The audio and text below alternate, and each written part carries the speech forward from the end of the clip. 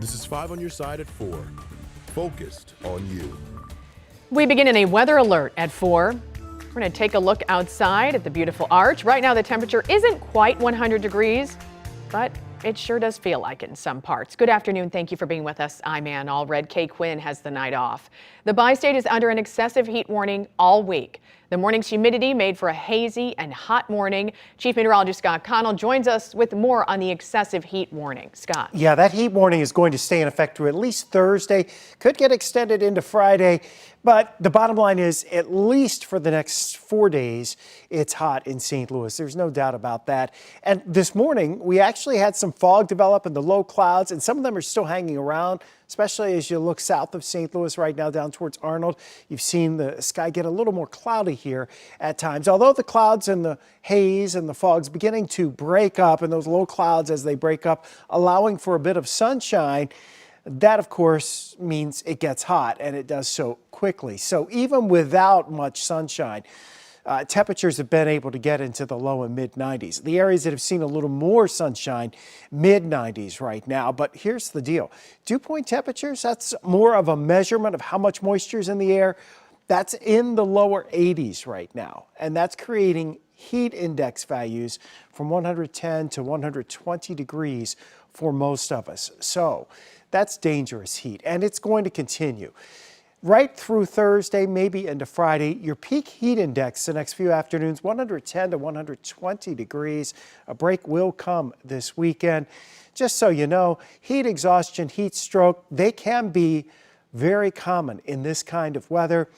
The heat exhaustion, you have the symptoms there on the left of your screen, kind of faint or dizzy. But if you're not sweating, and if you pass out, you have a rapid, strong pulse, that could be heat stroke.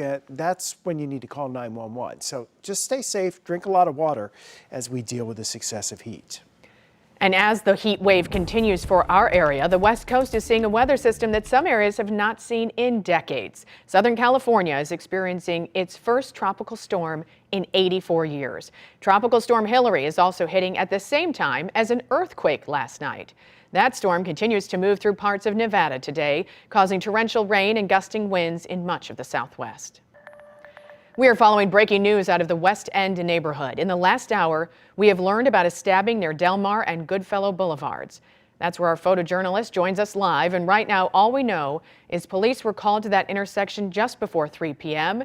We don't know the condition of the victim at this time. We'll continue following this story on air and online. Right now, flames are diminishing in Madison, Illinois, as we work to learn more about this massive fire at a salvage yard. The cause of the fire is unclear.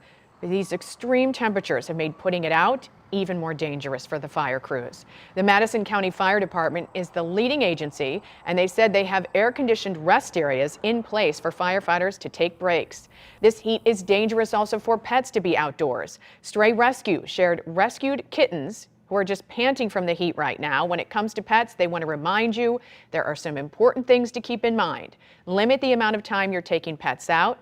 Test the pavement with your hand to see how dangerous it can be for your pets. The excessive heat's hitting every part of our region, and it comes as students are heading back to the classroom. Today, Bush Middle School in St. Louis dealt with a power outage. 5 on your side's Diamond Palmer joins us live outside district headquarters with more on how school leaders made sure those students stayed cool. Couldn't be a worse day for it, Diamond.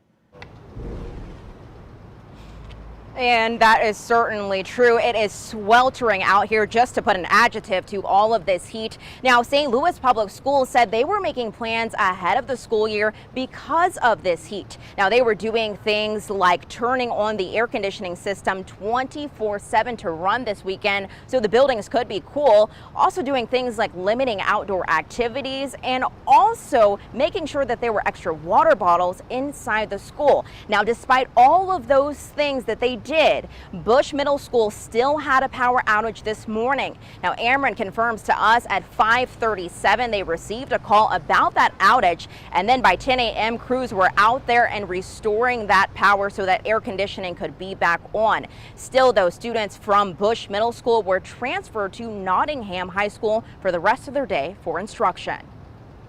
Once attendance was taken first period, the lights weren't back on, we went ahead and bussed them all over here to Nottingham High School, which isn't too far away. Nottingham has some space, so we were able to bring the kids in, divide them up into classrooms, and we've got them inside basically having their school day here. So a little curveball nobody was expecting, but you know, these are the kind of things you have to deal with sometimes.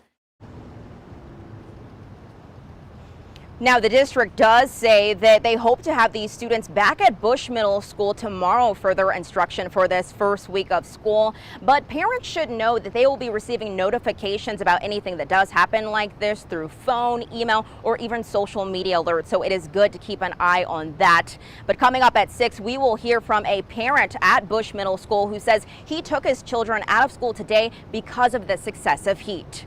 Diamond Palmer, 5 on your side.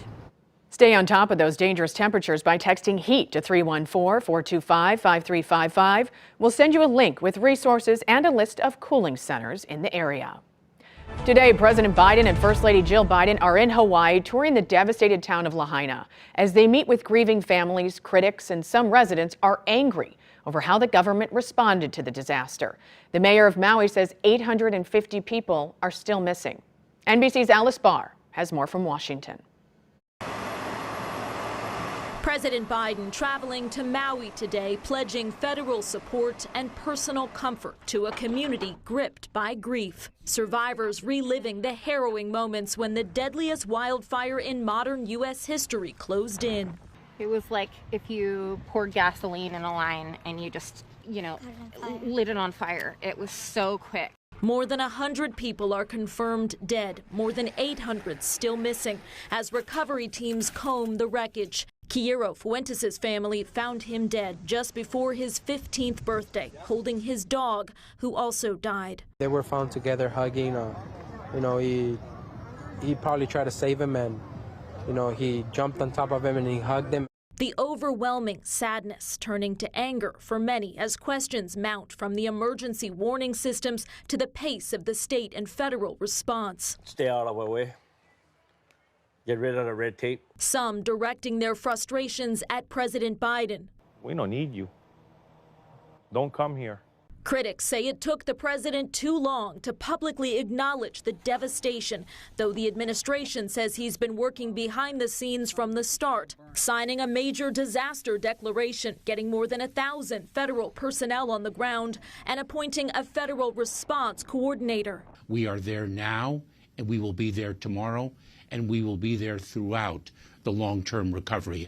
A painful recovery that can never restore all that's lost. In Washington, Alice Barr, NBC News. You can text the word HELP to 314-425-5355 to find more support options. We will send you links to reputable charities and organizations.